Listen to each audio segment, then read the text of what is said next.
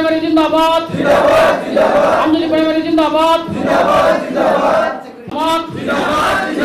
UPPL जिंदाबाद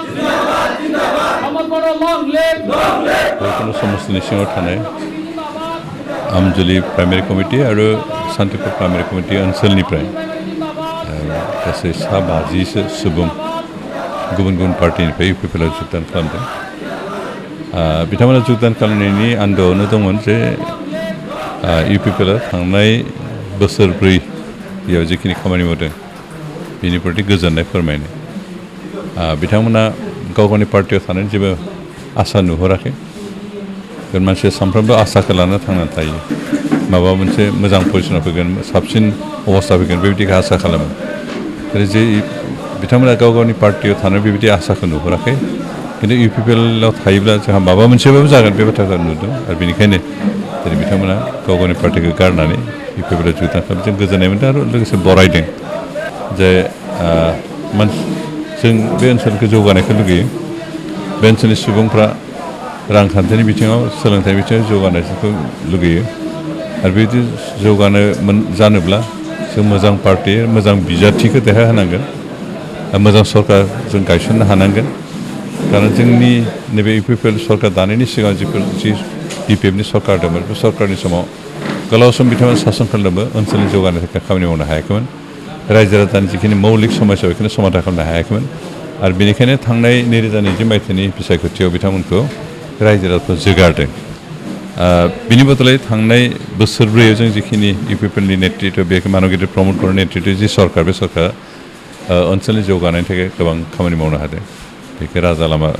लामा सामा बानायदों दै लोंनाय बेबस्था खालामनो हादों सोलोंसालि गोदान नङाबा रिपेयार खालामनायनि गेजेरजों सोलोंथाइनि बिथिंखौ जों मोजां खालामनो हानाय बेबायदि हाबाफोरखौ जों मावफुंदों गोबां जायगायावनो जों कमिउनिटि टयलेट बा कमिउनिटि हल बेबायदि बानायना होनो हादों आरो मोनसे सभ्य समाजाव थांना थानो थाखाय जिखिनि सुबिदाफोर नांगौ बे सुबिदाखिनिखौ जों खामानि मावनो नाजादों दासिमबो गोबां मावनो गोनां दंबावो आरो बेखिनिखौ जों मावलांगोन दा बेखिनि खामानिखौ नुनानै रायजोफ्रा गोजोननाय मोनदों आरो बेनिखायनो दिनै बिथांमोना जोंनि गेजेराव फैदों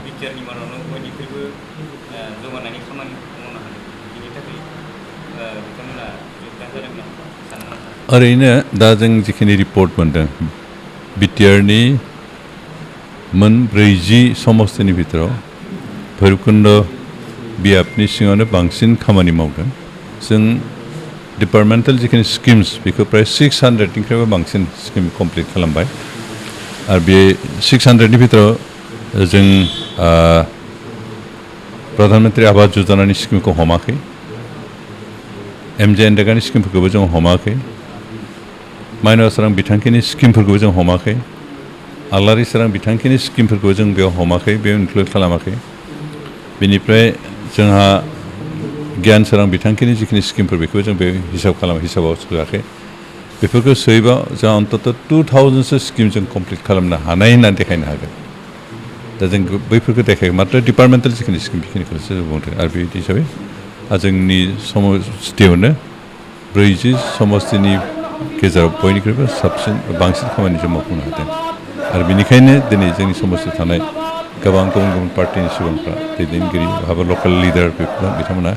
गाव गावनि पार्टिखौ गारनानै जोंनि पार्टियाव जुगदान खालामदों आरो बिथांमोनखौ जों वेलकाम खालामदों आरो बिथांमोनहा जाहाथे दिनैनिफ्राय